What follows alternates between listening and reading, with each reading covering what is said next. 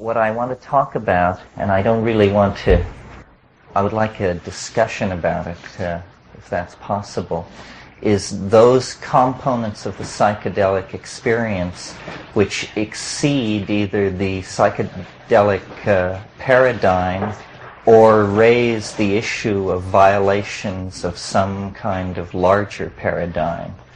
And there are two areas where this is noticeable, and one is fairly common in the literature, and that's the report of telepathic phenomena and that sort of thing, which has been persistently a repressed sub-theme in psychedelic research ever since Havelock Ellis began experimenting with mescaline.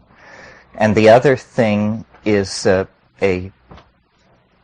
constellation of issues that seem to me related, although they may not seem related to you. And we touched on this afternoon in Stan's talk, which is the question of the extraterrestrial connection, or whatever it is, and what do these things mean. The first thing I want to say about all this is there's been a phrase used by several people, which is the full spectrum of psychedelic effects. People will tell you at what dose the full spectrum of psychedelic effects occurs. Or we heard yesterday that LSD elicits the full spectrum of psychedelic effects. But in fact, there is no catalog of psychedelic effects. And how does one know what the full spectrum is? It's a very tricky matter. What I have encountered at fairly high doses of psilocybin and on DMT, but strangely on nothing else, that I find very interesting is the whole problem of interiorized voices, relationships with hidden agencies of uncertain parameters, and related to that, states that I think the vocabulary we inherit from the religious systems that we've recently overthrown leave us with nothing to say about them but that they're states of possession. And the word demonic has been used but not defined. And it's a form of negativity that is not seen to be operational, but it's very upsetting, nevertheless, to people. So what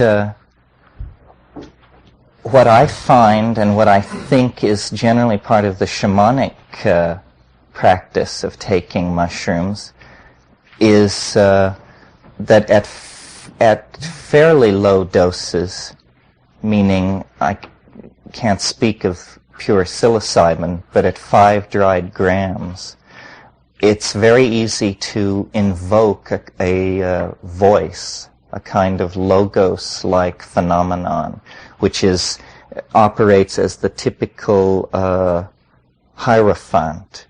It's the teaching voice. It's Virgil to Dante. It's a very large and superior force which takes you by the hand and then narrates the various scenarios that you're conveyed through.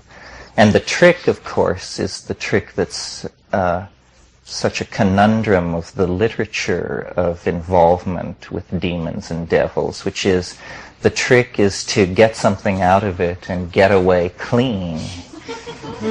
And the way that works operationally when trysting with the mushroom voice is it's the challenge to get it to tell you something that you're sure you didn't know already, so that you can have some validation that you're not just talking to the back of your head. And though this sounds trivial at first, as you move into the dialogue with the other, it becomes apparent that it's going to be elusive. Mercurial is a word that suggests itself. Now, another aspect of the psilocybin intoxication, which may or may not be related to this, and that I have sort of, I guess, insisted upon more than anybody else is that it triggers phenomena having to do with the language centers. Henry Munn, in a book called Hallucinogens and Shamanism, edited by Michael Harner, talks about this. And I went to some lengths to talk to him about it. And I found out that though he agreed with my opinions on the subject, he didn't hold them nearly as strongly as I did. That for him it had been a fairly elusive and upsetting phenomenon. But this is a form of glossolalia that I really am convinced is an affect of tryptamines that is a psychedelic affect that I don't believe it happens with anything else. At least it doesn't happen in my experience with anything else, and the literature doesn't mention anything like this. It does not happen with ayahuasca, even though chemically you would think ayahuasca would have the same properties as the other tryptamine hallucinogens. And so I want to describe a typical encounter with this phenomenon because a client has had this experience over a dozen times, and it's almost always unvarying. The problem is the client happens to be myself. So getting independent confirmation that this could happen to someone else has not been very easy. Nevertheless, I operate under the faith that there's nothing unique about me, and that anything I could experience is a generally accessible human phenomenon. I mean, I think it would be preposterous to operate under any other kind of assumption.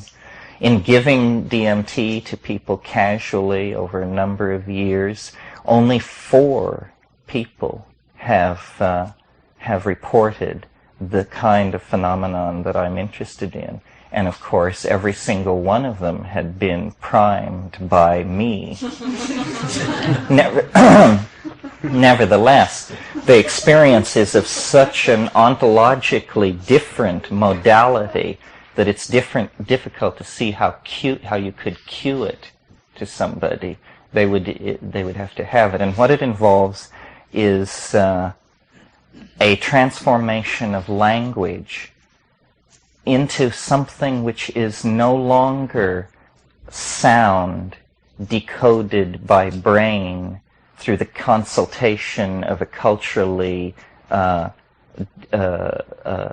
validated dictionary, but instead it becomes sound which is beheld and meaning which is beheld. And this idea of a visible language, when it first came to me, or when I first realized that that was the phrase I was going to have to use to describe what was happening, I had never heard or imagined of such a thing.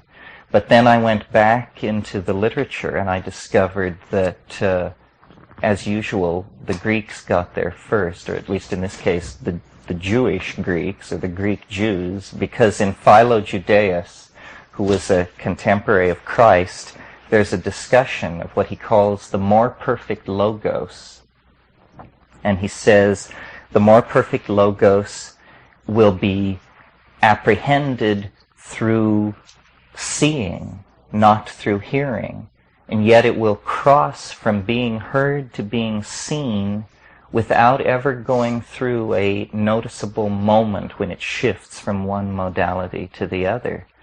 And this seems to be what is happening in the DMT flash when you smoke the freebase, not the hydrochloride, but when you smoke the freebase, you have this spontaneous experience of generating what you identify first as a thought and then as a sound, but which eventually becomes some kind of synesthesic linguistic modality for which we don't have words yet. Telepathy I always conceived of as looking into your own mind and hearing what someone else was thinking.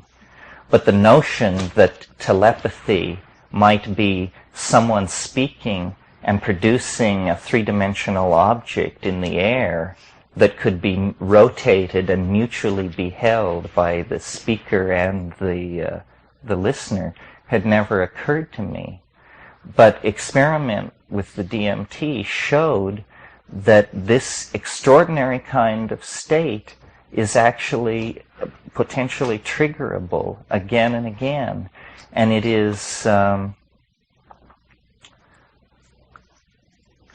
it's almost as though there is a sensorium of the world, which in order to be reconstructed in the interior horizon of transcendence that is the being of a given individual, the sensorium has to be arbitrarily broken down into its perceptual components of sound, sight, odor, tactility, etc.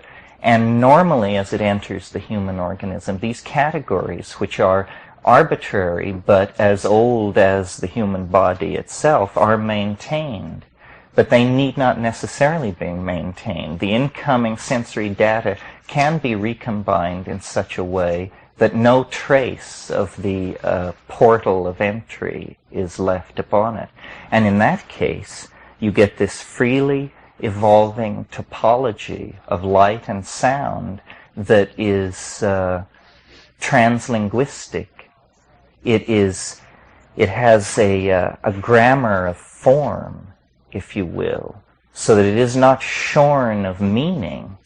It is simply shorn of the kind of particularized meaning that logical necessity imposes on language. Instead, it has an emotional richness, a kind of poetic depth that is not like ordinary language at all, and in fact causes one to think of discussions of primary poetic languages, such as the one that goes on in The White Goddess by Robert Graves, where he wants to suggest that there is a proto-language, an Ursprach, that transcends conventionalized dictionaries, a language which to hear it is to understand it. And I think that this kind of organization of information lies at the basis of the psychedelic experience. In other words, you can think of cultural conventions and human languages as software languages that are historical adumbrations of an assembly language which is prehistoric and probably in the genes and antedates all notion of human conventionalizing of activity and is actually biologically the basis of language. As I said in the opening remarks, that if you want to see the thumbprint of God in the world, it seems to me the phenomenon of human language is where you look. I mean, human language is a psychic ability. I can make thoughts in your head by simply uttering certain small mouth noises. And the degree of fineness of the images that I can produce in your head and you in mine through the use of small mouth noises is something which we're still exploring. I think that, it's well known that the human animal has not appreciably evolved in 50 or 60,000 years, possibly much longer.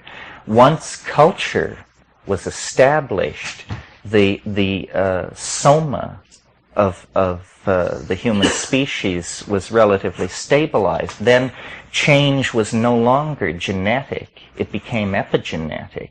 And you get, just as the stability sets in the animal form, you begin to get this fantastic proliferation of epigenetic change in the form of the evolution of culture, languages, alphabets. It all seems to be related somehow to the encoding of information.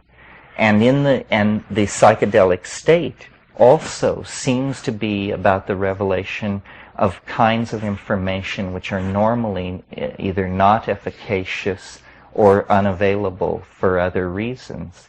And it is not that culture is evolving. The evolution of culture is an epiphenomenon attendant upon the evolution of language. Language is the part of man which is evolving. Culture carries along. At the present moment, we are able to speak 21st century ideas to each other, but our culture is carrying along at about the 1950s level. Nevertheless, it seems to me that this thing which psilocybin does to the language-producing part of the brain is not then some mere affect, some trivial affect of an obscure hallucinogen on a peripheral part of the brain. It means that it is in fact a catalyst for evolution. Because it is a catalyst for the evolution of language, we are not going to move into the future until we create that future through language. And the hardest thing to cause to change is language. It has an immense inertia because it is so unself-reflective of itself. And this is what we need to inject into it, is an element of self-reflection so that the evolution of language can become more conscious and less random. Because it's the non-randomizing of the evolution of language that will give us a real hold on the kinds of social modalities that we want to produce in the future. Now, I don't know if the tryptamine-induced glossolalia will have a major role to play in that. It may be simply one of the many promising scintillas or sparks thrown off by the psychedelic experience that invites exploration. But certainly all of these things, the chanting, the glossolalia, the inner discourses with alien forces, the self-examination of one's own motives, all of these things are linguistic activities and go on in the context of linguistic action. It seems to me that what these drugs synergize is cognitive activities of all sorts. This is why originally they were called consciousness-expanding drugs. And this synergy of cognitive activity has to be taken very, very seriously because it's having a massive effect on our society. As individuals, we tend to concentrate on the 6 to 12 hours following the ingestion of a given drug. But the real impact is a societal impact that is spread out over decades. And I don't think that there's any question at all but what the best part of the social program of the LSD reformers of the 60s has been enacted in large measure. It's simply that it's at a profane level, not pleasing to the purist. But I believe that people have deeper and subtler senses of humor. I think people have more refined aesthetic sensitivity. I think people have a greater sensitivity to the mysteries of human interaction simply because so much LSD was taken in the 60s. And these are permanent changes that will not be wiped out. Our language is largely in the place where it was left by about 1969. But from the period of 1959 to 69, dozens of concepts and notions, ego trip, bummer, flashback, rupture of plane, all of these terms were invented that allowed a handle on the experience. And essentially, the whole 20th century cultural experience has been an effort to create languages sufficient power to give descriptions of the internal transcendence of being as we experienced it in the present at hand. And Stan touched on this afternoon. The Freudian interest in the repression of desire and the placement of the critical period in childhood, in other words, out of the present, but still within the context of the life of the experient. And then Jung bringing in trying to say, well, it's that, but it's more than that, and bringing in the notion of a collective unconscious. But it isn't that these guys were describing the unconscious or limiting or delineating the unconscious. It was that they were going through linguistic forms of metamorphosis in an attempt to describe what was a black box, which essentially I think still eludes them, because though the Jungian model was fairly satisfying, I think by, we'll say, the middle 40s, it was just at that time that then these psychedelic agents began coming on, and what they show is that if we keep the Freudian term, the unconscious, then huge portions of the unconscious seem to have very little to do with human beings, individually or collectively, and that large portions of the unconscious present themselves more like a topological manifold, in other words, more like a place that is no more interested in the traumas or repressed wish fulfillment of human beings than boulders, wildflowers, and waterfalls are interested in these things. In other words, the unconscious began to take on the character of a dimension rather than a repository of energy. It seemed to be instead something deployed spatially that could be entered into. And immediately, of course, the literatures and traditions and mythologies of the world were searched, and we discovered, yes, shamanism. There is a tradition of a therapeutic practitioner who, in order to cure his patient or himself, goes to a place.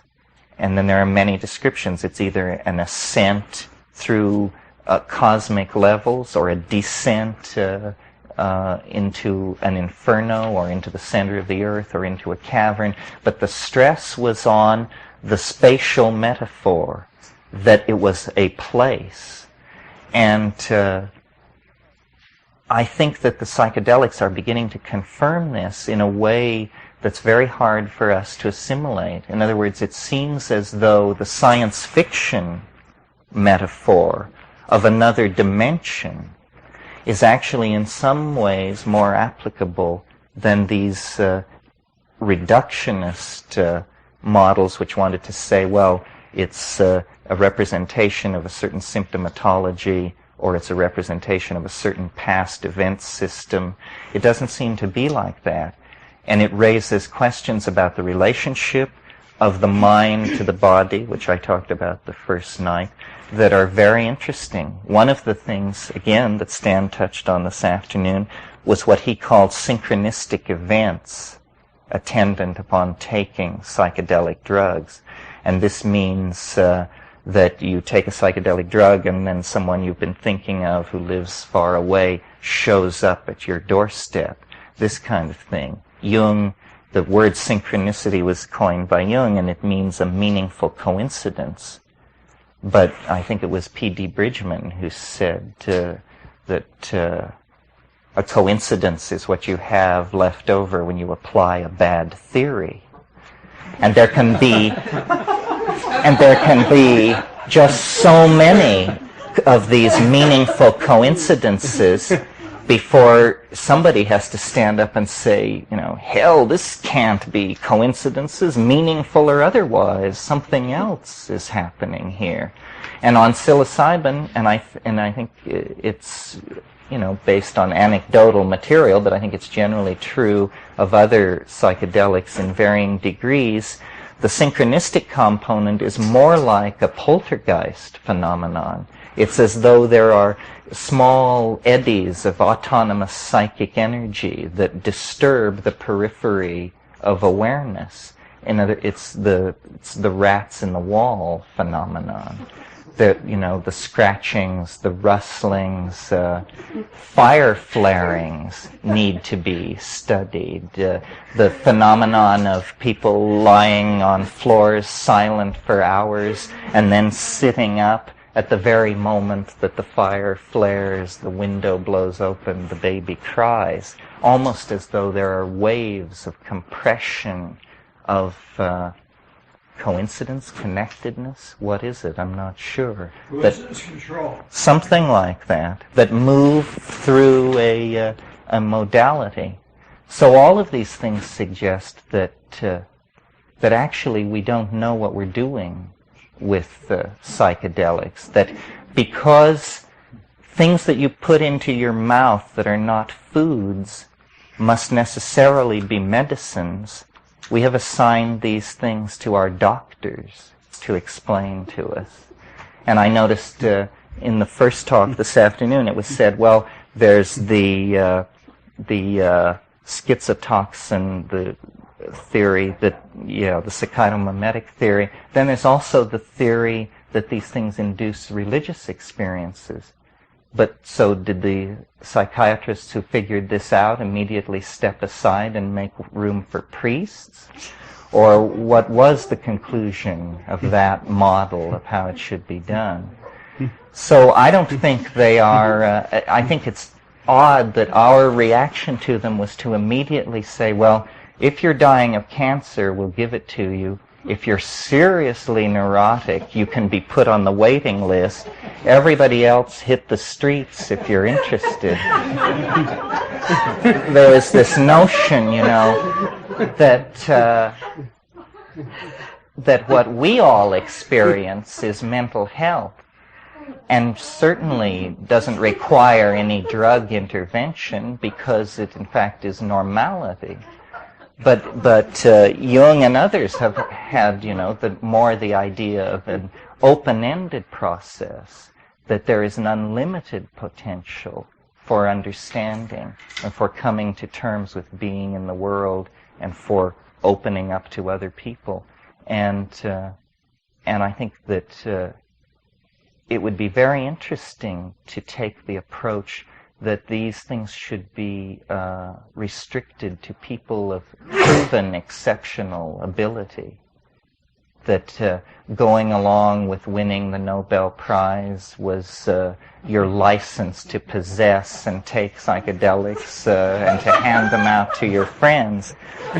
It's interesting that when this was all being hashed out at the very beginning, it was Aldous Huxley's notion that this is how it should be done. He said, engineers, artists, diplomats, administrators, people must be exposed to these things. And then somewhere along the line, I think personalities arose with messianic tendencies, and the notion became that you would count success in millions of followers rather than in the quality of the people who were taking it. And that proved, a sad thing, because the society in which that conception arose had a demographic bulge in the 12 to 30-year-old group, and it just all ended rather badly. So, as I said at the beginning, there's no conclusion about all of this stuff. It is the frontier. There is a very large frontier. We're very fond of the notion of an ever-expanding sphere of understanding. But has anyone stopped to notice that if you have an ever-expanding sphere of understanding, necessarily the surface volume of the frontier of the unknown becomes larger and larger. So, it's like building a bonfire bigger and bigger to convince yourself that there's an awful lot of darkness. So I think, the key to getting around the cultural momentum that has placed us in this position is to return to the Baconian method, which is simply the collection of facts and the examination of them until patterns emerge, and that then the major datum for thinking about the psychedelic experience, it should be the experience. And that the pharmacology and all of these things, they will elucidate operational details of how these things function at the wetware level. But they will never elucidate the component which is beheld by the experient in confrontation with the drug. In fact, it's silly to demand that of them, because that's not the kind of information that they are able to deliver. In fact, no system of thought is able to deliver that kind of a description. That has to come from the individual. And that's why I am fond of speaking of these things as deconditioning agents, because what they show you is that, you know, each man, each woman, their own Magellan. You need no longer participate in a pyramid of information where it's filtering down to you from the scientific, medical, governmental, and military elite, being explained by CBS, NBC, and Newsweek, and Time. You can discover, actually, that the adventure of being is not a cultural adventure, it's not a societal adventure, it's a personal adventure. And that this is what you really need to be involved in. And all this is happening. This is why shamanism has gained such a hold, because it's a metaphor for personal responsibility. And I think we all take personal responsibility for the evolution of our worldview. Psychedelic people, I'm referring to, take responsibility for the evolution of their worldviews.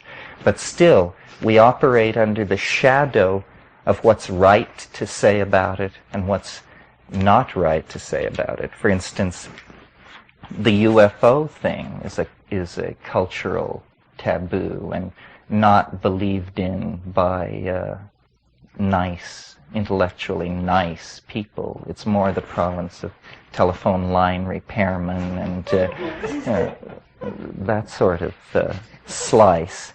But the fact of the matter is that no matter how much it may discomfort drug researchers and UFO people, because each is struggling to gain respectability in an inherently dubious field, but actually, you know, I think there would be a fertile advance made if these two groups could talk to each other.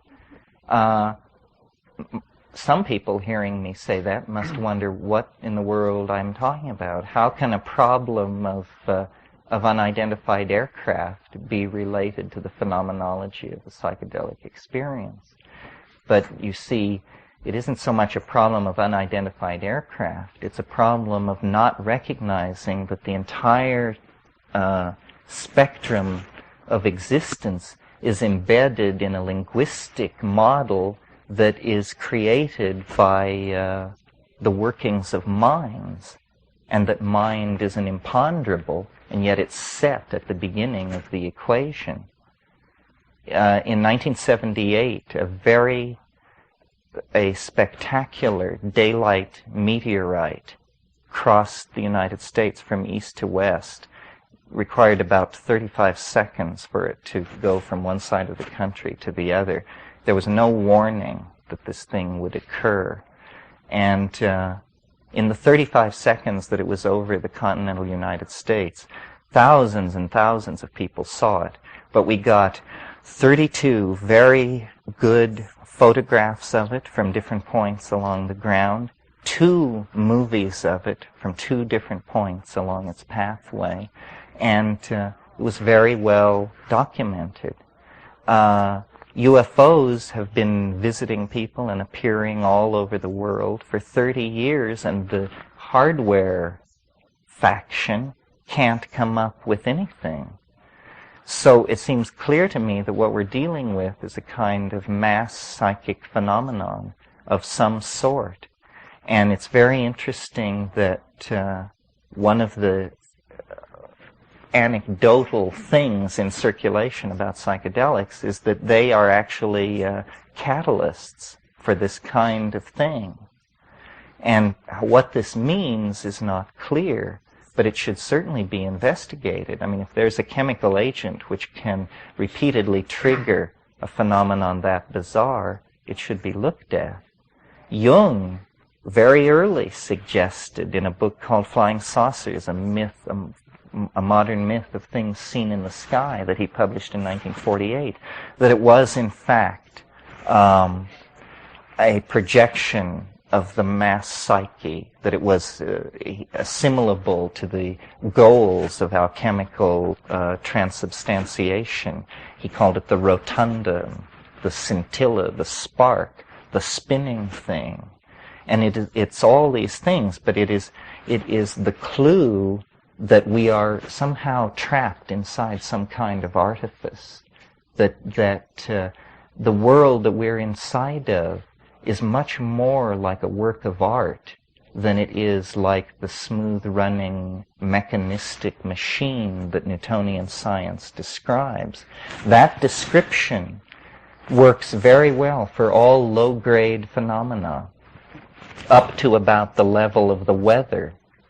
But from there on, the notion that the world is simply, probabilistic processes following these various creodes of least resistance becomes very untenable, because each of us, in our experience of being, lives in a highly theatrical world. And what I mean by that is that you can see a woman at a great distance from you, in class, in opportunity, all of these things, and you fall in love with this woman, and it's hopeless. But of course, as we all know, it's also inevitable. And that inevitability totally violates physics, because it really is hopeless. How is it then that each of our lives is a work of art, of unbelievable chance encounters, coincidences, and wishes projected onto the world but never spoken and strangely fulfilled in the oddest ways?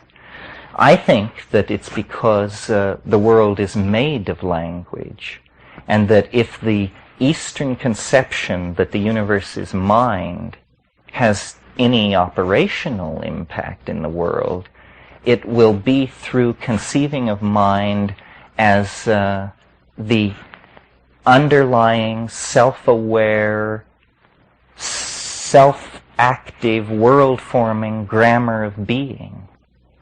So that what Freud called the superego, what I call the overmind, there have been different ways of talking about it, has to be seen not as a passive homeostatic controlling device, but actually as the most intelligent organization on this planet. And we are all only components of this, believing ourselves to be the highest expression of freedom.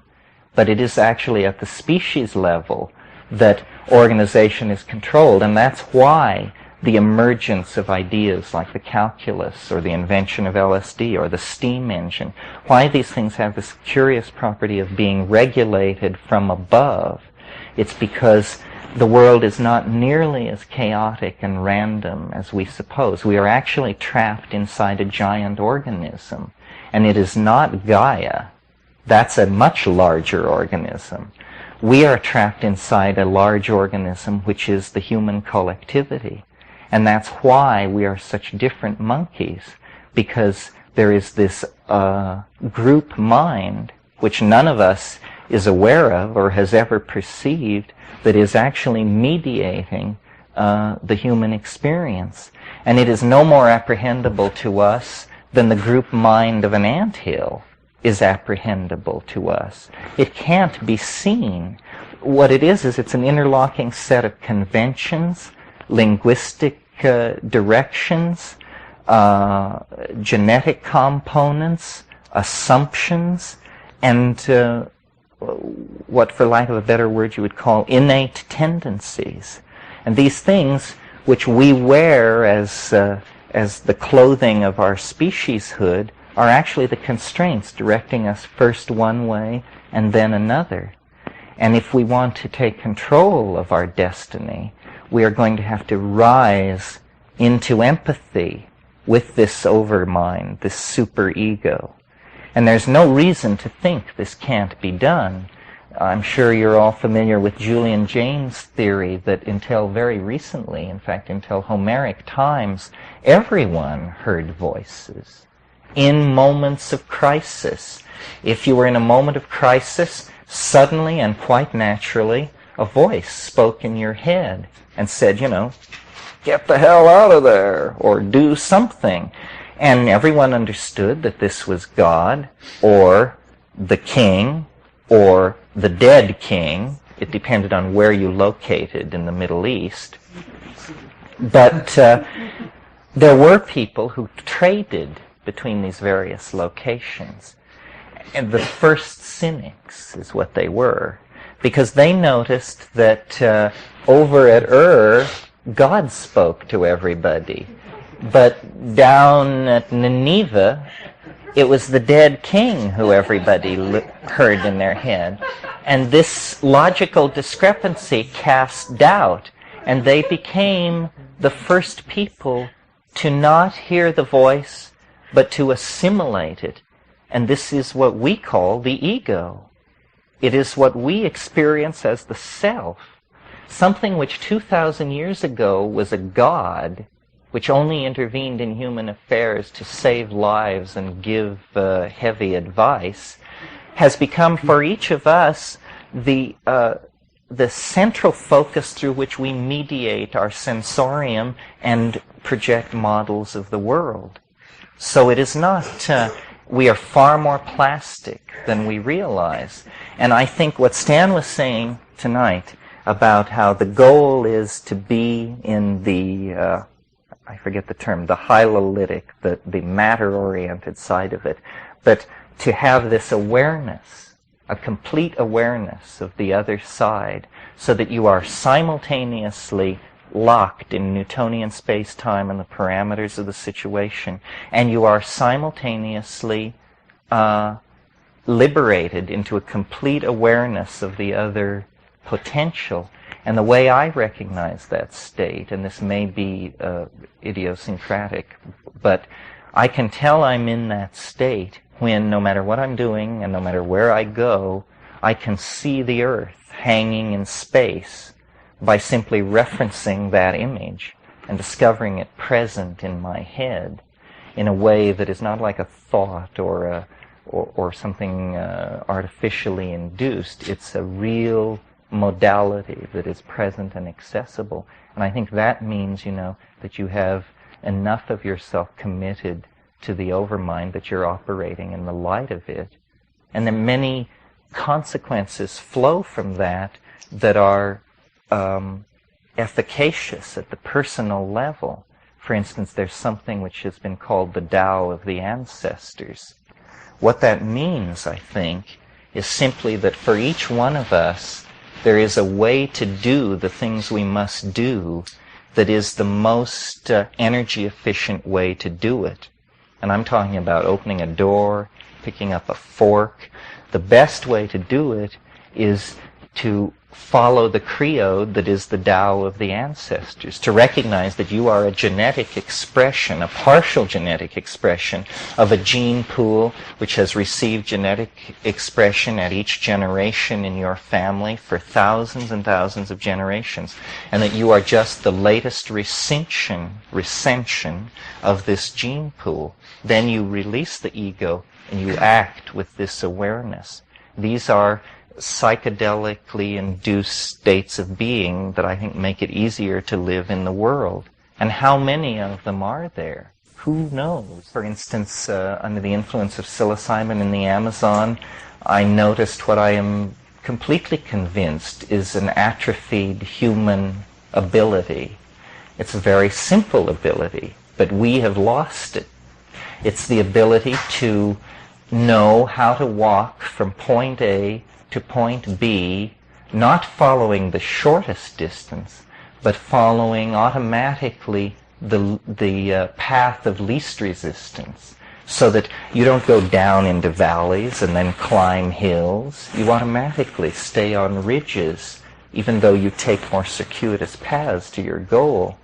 And I could feel this sense working. It was just like a part of the dashboard that had previously been covered up was uncovered. Here was a human sense, which we don't particularly need because we've erected linear cities where the most the path of least resistance usually is a straight line. But you can imagine people in rugged country, this is a sense which would confer great survival adaptability and be tremendously important. So I think that what we need to do is tease these human abilities out of the psychedelic experience, that really the psychedelic experience is like an intimation of immortality. And at varying distances in time from the point you occupy, it shows you ever more vague intimations of the future, but they are there nevertheless.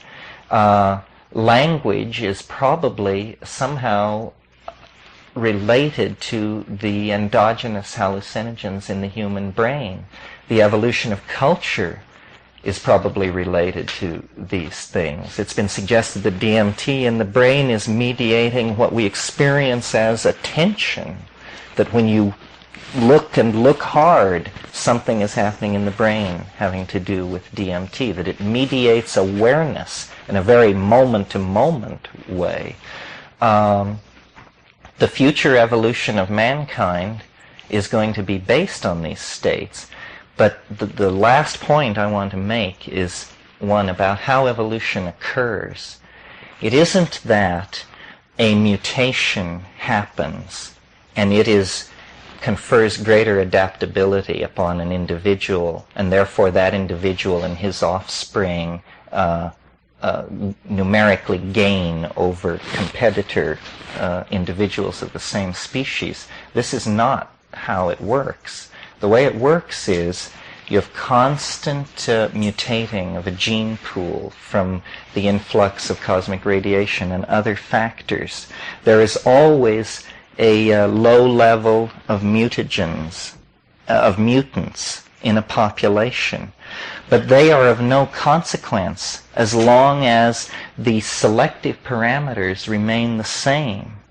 But when the selective parameters change suddenly, these individuals who were previously masked in the general population, the selective advantage that they have now comes immediately to the fore, and they act very quickly and critically to send the evolution of a given species off in a different direction.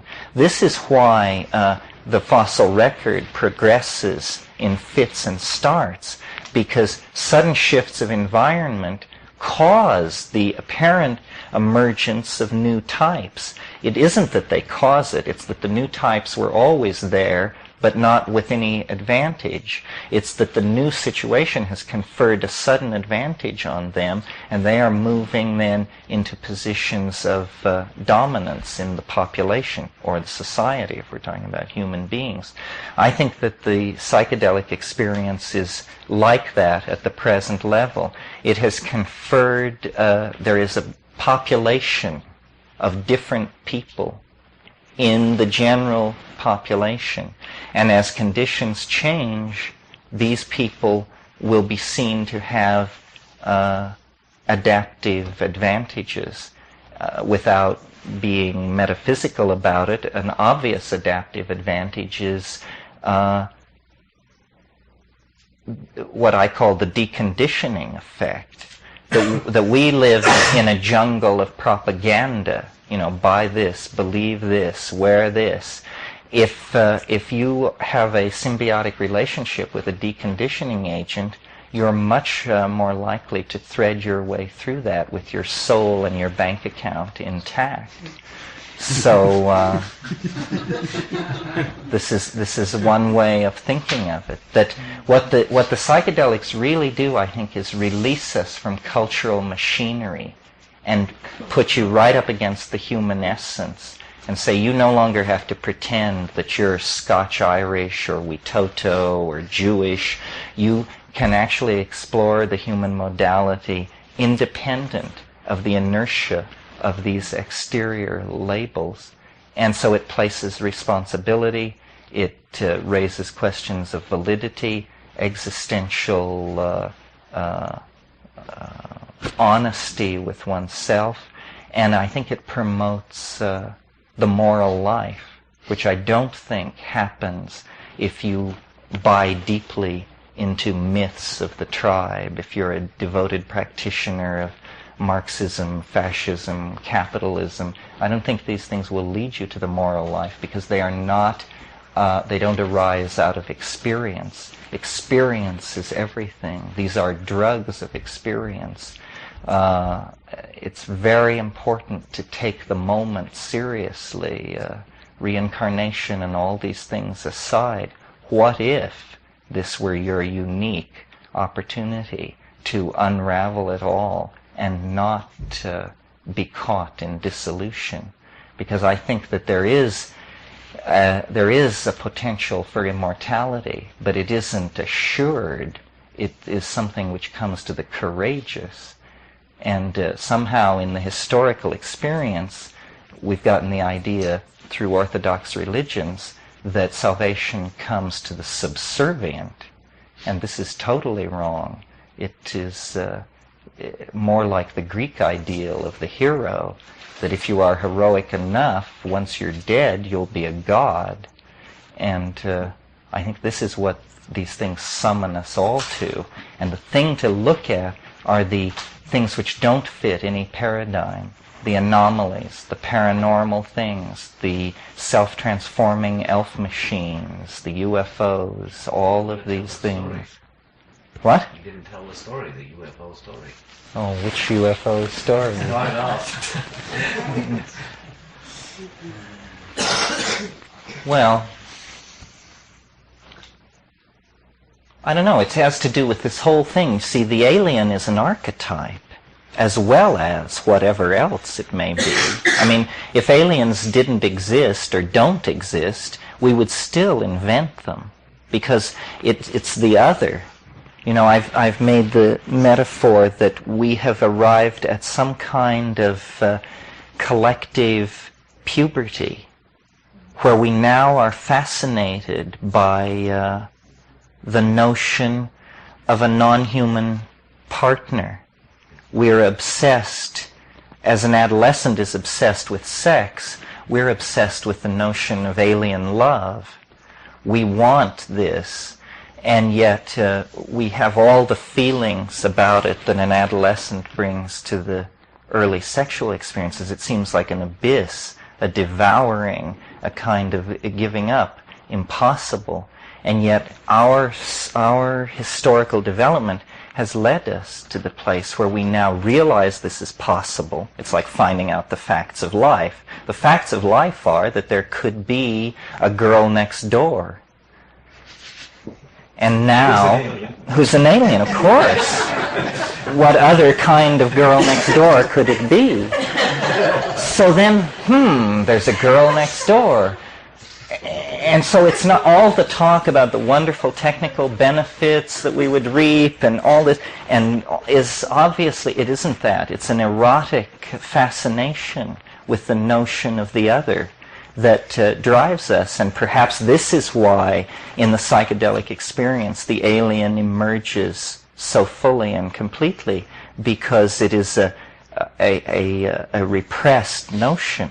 Although I've noticed in the history of the phenomenology of UFO contacts, the theme, it was first a light in the sky, then we had all these exotic abductions, and then in the last 4 or 5 years there are more and more persistent stories of sexual relations, pregnancies, this kind of thing.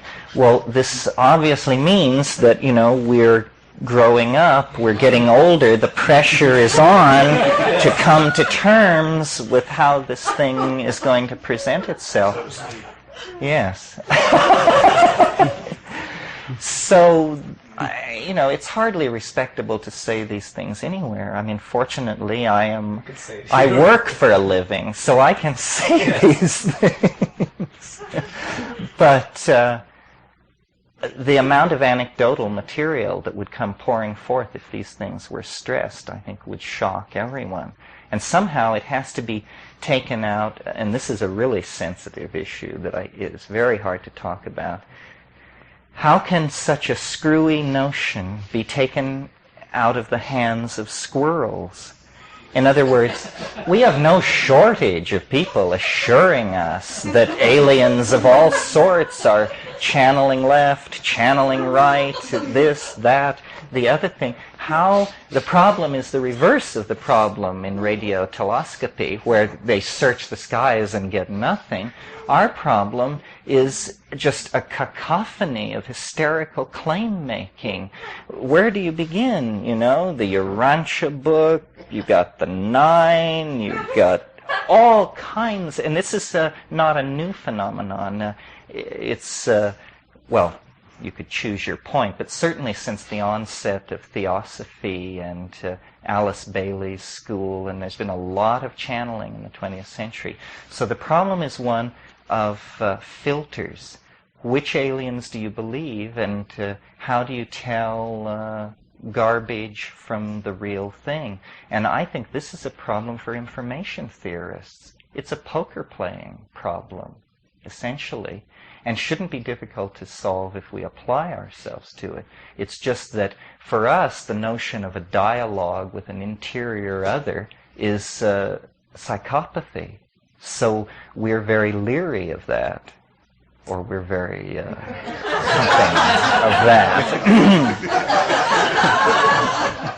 Albert or Metzner? Anyway, I noticed that Sasha, when he described the phenomenology of psilocybin, didn't say a thing about self-transforming elf machines or whispered messages from gods and demons. He did mention demons. So you're free to believe that this is the raving of an unhinged mind, but, you know, being a Jeremiah figure is a great tradition, and they usually have the last laugh.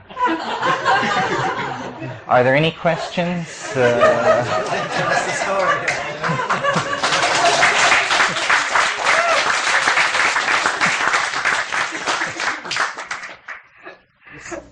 Please. Sort of psilocybin glossolalia that's not any words that are in any cultures right now, but that has meaning for you. Yes. Have you ever heard of, or have you yourself communicated with another person in this language?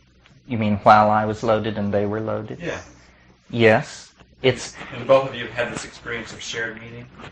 yes, but see, it's how can we check since English won't flow back and forth? No, I take your word, if you both experienced shared meaning and confirmed it, that's about as far as you could go, I guess. I think so.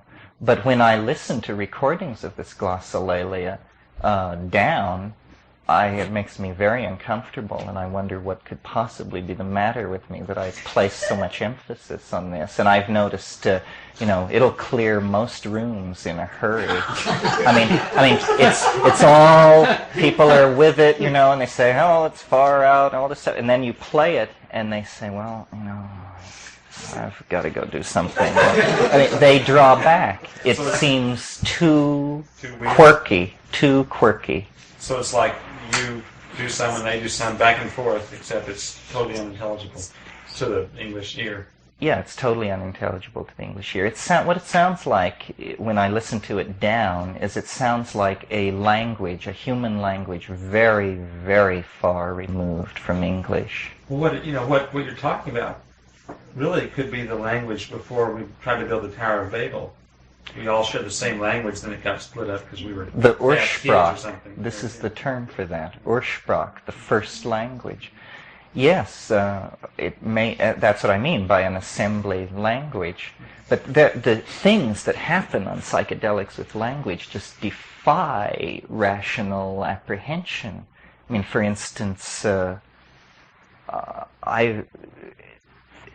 a Celtic saying that poetry is made at the edge of running water.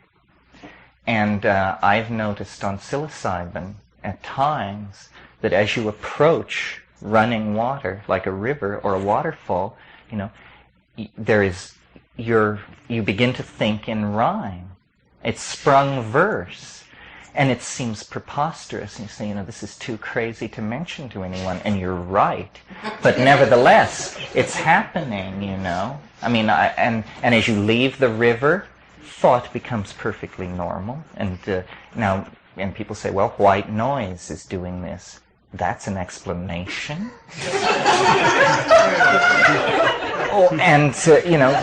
Or you look at historical phenomena. Muhammad, it turns out, spoke in verse, and it was considered a sign of election. Glossolalia with shaman is not that rare. Spirit voices. Well, it happens without drugs all the time. Yes, although I don't know if you know this book by Sylvia Goodman called Speaking in Tongues, which is, as far as I know, the major work in English. It's done strictly from the sociological approach, but there is some physiological data. The most interesting being that on the floor of these Costa Rican churches where she did her research, after these sessions, they would measure pools of saliva 18 inches across, deposited by single individuals. Also, what was going on was there was a lot of hyped up, hallelujah type stuff, and then someone would fall into the glossolalia and utter a burst of it, and then be almost like a post-epileptic situation, and they would turn to the people around them and say, "Did I do it? Did I really speak in tongues?" This is not what the DMT glossolalia is like. What it is, and I'll take a minute and describe it because... You have a recording? Not with me. But I'll describe how it comes, because I think people often say to me, well, I took mushrooms and nothing like that ever happened. Well, the first time it happened to me was the first time I smoked DMT. And I'm not sure that it would happen on psilocybin if you didn't have a lead into it. You have to invoke it. In other words, it isn't that psilocybin causes it, and this is interesting. It's that psilocybin carries you to a place where it is possible, given several other things which seem to be necessary. So psilocybin is necessary but not sufficient for this phenomenon. What else is required is a thing which is sort of hard to describe, but it's an attitude of expectation. It's an attitude of being on the verge of communication, even though nobody else is present. In other words, you have to invoke it. And that word, strangely enough, has a history related to demonic summoning and that sort of thing. But that's what you do. You invoke it. You feel the load of the psilocybin, and you say, aha, it's enough now. And then you you try it, and you do this by consciously speaking gibberish. In other words, what seems to be happening is that you have to release your brain's expectation that sound will have meaning. Because when we all speak, the words have a meaning attached to them, or else there's something wrong with you. But if you will speak gibberish for a moment, just for a moment, it's like priming the pump. And the break then is made with whatever connects language to meaning, and language begins to flower and to take off and to develop these abstract modalities that are free of association, but that are obviously highly ordered and grammatical and going through complicated, it's like a sonata. And in fact, it's led me to suggest that probably language existed thousands and thousands of years before meaning. That this is what monkeys, these evolving monkeys on the brink of self-reflection, did for each other as a form of entertainment. It's not as much of an energy drain as chanting and singing. You just carry it on at a conversational level, but it's word music that very, very fine nuances of the stuff it's manipulating, which is not meaning, but whatever it is, this topological manifold, very fine nuances can be imparted to it by these small mouth noises. And is it anything like what babies who are about to learn to speak do? They carry on these things, and it sounds like a language that you just don't understand. There's all this inflection, and it sounds very intelligent if you could just kind of catch it. It's like that. It is very close to actual language. It's like that, only more so. Only more complex. Like one of the things that seems to be going on is there seems to be more phonemes than are actually in any human language. I mean, isn't it that there are 52 phonemes and no language known has more than 41 or something like that? But because if you do this for a while, and it's so much fun, it's a kind of ecstasy to do it, that there's no reason to stop if you're alone. After you've done it for an hour or so, your face, your mouth, is just hanging down to your waist. I mean, it's like you've just done something to the whole front of your head, and all the musculature has dissolved because you've been making all these sounds that you never make. And the whole front of your face feels different. So every language has a set of coded mouth positions which are expected and easily facilitated through use. It's easier if there's somebody else there to hear it. No, there's rarely somebody there to hear it when I do it. Well, but I if sometimes it was, wish. Is it easier? In other words, because I got the impression that there was something about the attention, the listening of somebody else that facilitated the channeling through. Oh, I don't know. I mean, for instance, I'm very shy about it. I feel like it's a very personal thing to do, so that it's hard for me to do it in the presence of other people. But this is just perhaps my personality or my association I with it. think you're a better speaker in English since having these experiences. Yes, well, this is There's something... more fluidity that there are, you have developed, your face and your expression. And Well, here's what I think it is. And Henry Munn made this point in his article. And I said earlier, that what we need is the evolution of language, and it's all about the evolution of language. Yes, it's a continuum. And as I guess it was here or it was somewhere recently, I said, it begins as clear thought. It moves into eloquence. It then becomes charismatic. At that point, if it goes any further, it will be called demonic possession, because it's happening too much. You're not supposed to be that compelling. You're not supposed to be that powerful a speaker. And if you stick with it past demonic possession, it becomes these objects. It actually crosses over and becomes the topological modality that I mentioned. Jill and I were talking in the baths the other night because she made her sounds down there, and I caught it at a certain angle visually, and I could see these things coming out of her mouth, which looked like blue smoke. And I've seen this before.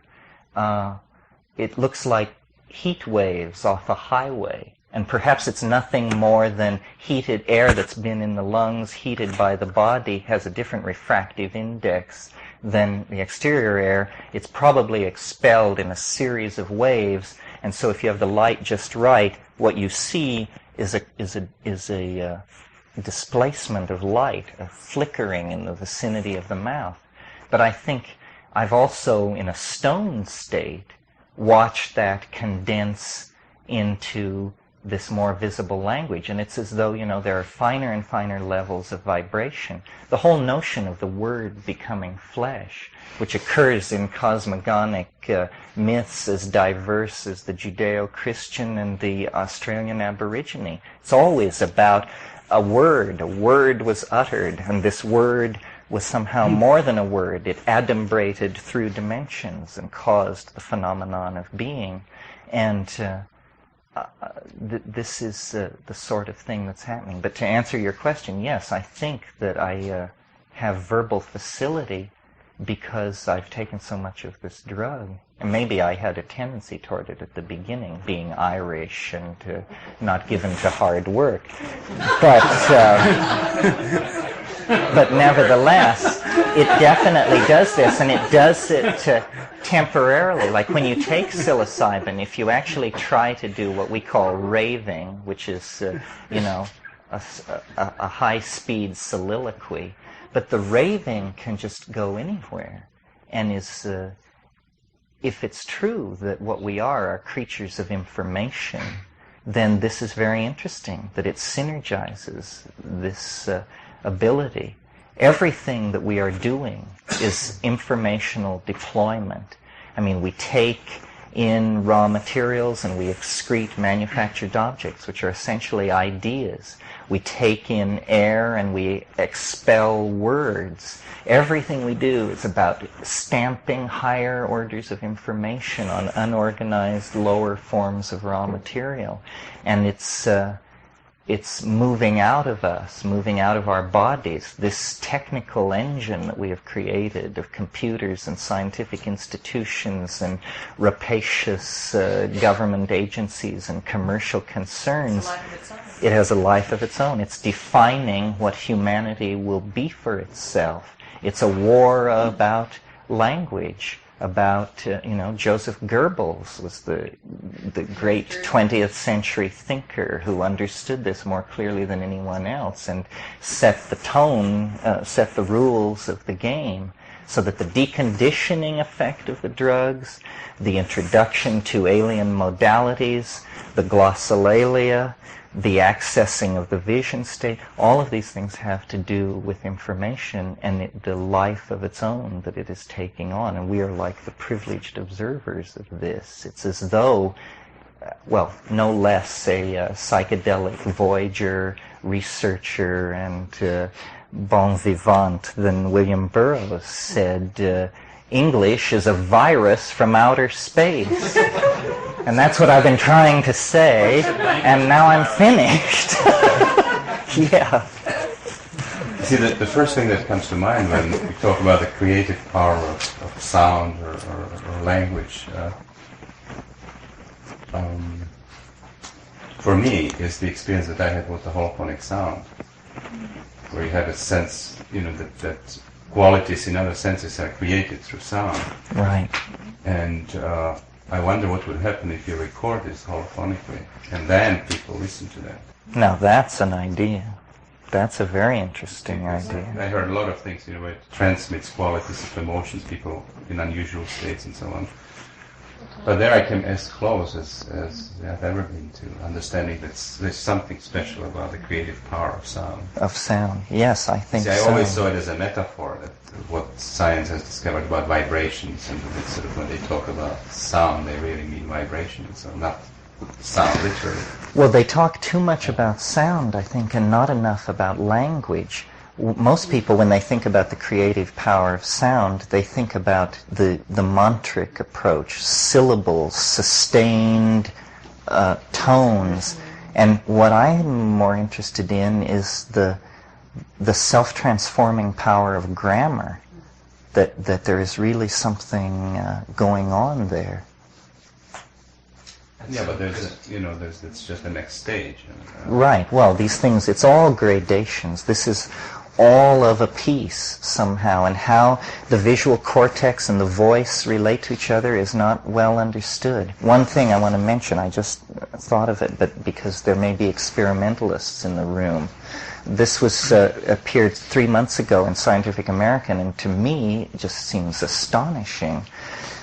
It is that anyone who can sustain 100 hertz hum, that's 100 cycle per second hum, can look at an electric fan, and if you can sustain this 100 cycle hum, you can slow the fan down, make it appear to stop, make it go backwards. You can do this to a phonograph record, you can do it to a spinning wheel. This is not stoned. This is simply using the voice. Well, it sounds like pure magic. How can such a thing happen? The explanation of the Scientific American was that actually the resonant voice cavity is imparting vibration to the eyeballs, and that it's actually this subtle vibration is breaking up the photon input, and you're actually getting a stroboscopic effect. Well, the guy who wrote the article said that he had no training in music and was tone deaf. So to test the theory that it was vibration of the eyes, he built a little machine where he strapped his chin onto a box, and by manipulating a dial could make the box vibrate and impart the vibration to his chin. So then, and he also used, you can make TV pictures appear to roll, or you can fix rolling without getting out of your chair by doing it. And he attached his chin to the box and ran it up to 100 hertz, and lo and behold, this effect was happening. Well, imagine an Amazonian shaman being able to approach a waterfall or something like that and make the water stop or flow uphill. Things like this, with no technology except the human voice. How many things are there like that, you know? How many human abilities are there that we are just unaware of or have masked? And what could you do with it? I mean, I suggest stopping a waterfall, because I've just given it 5 seconds thought. But what if you'd given a millennium of thought to social institutions and little tricks and party games that could be used if you could stop time with your voice? And we bring orthodox physics to bear and say, well, acoustical vibration, stroboscopic effect, etc., blah, blah. But what is experientially happening is here's a man who uses sound to control the speed of passing time. If that's not a magical ability, what is? And yet it's all nuts and bolts. And he hasn't even taken his first hit of ayahuasca. This is just on the natch, right? So what happens when you add in, you know, the exotic psychodynamics of these compounds? Well, that's a lot what two things come to mind. One is I understand that Hitler's generals would go into him, you know, and they're going to talk him out of this next invasion because he's totally off the wall. And they come out glassy-eyed and convinced they're going to go invade some more. Well, he'd probably been chatting with Joseph Goebbels before they walked in. And the other thing is Milton Erickson, who just with his voice does all sorts of things with people that are, you know, totally He can't totally even speak amazing. their language. He can do it to people that he doesn't understand them and they don't understand him. Totally with sound. I mean, he moves his head around in real unusual ways, even after he stopped talking. You know, who knows what that does? Ayahuasqueros are interesting because when you meet a few of them, they all have a bunch of mannerisms which have to do with their voice and a certain sound that they make. Who the only honky I've ever met who came even close to this was Ralph Metzner. Has a curious speech habit, which is this, it's a kind of a purr at the back of your throat. But these ayahuasqueros do it very noticeably, and when they're listening to you, you hear them purring, and they have very smooth, liquid, invasive voices. And of course, ayahuasca, the way in which it's taken, it's very interesting. There's no drumming, I've never seen a musical instrument at an ayahuasca session. Everything is voice, voice, voice, and that's what they're into. Don Fidel is a good example. Many of you have probably heard his tape, but there are many such practitioners. They also, in the curing process, use very sharp sounds. And in fact, when you talk to Don Fidel, he has a very animated style that is not the macho Spanish style at all. His speech is punctuated with bing, beep, all these aspirations, sharp sounds, and he obviously has a relationship to sound that's very different than we do. We can play it sometime or in an intermission sometime. And it's wonderful to trip to. It's very good. So that's how the boar ate the cabbage.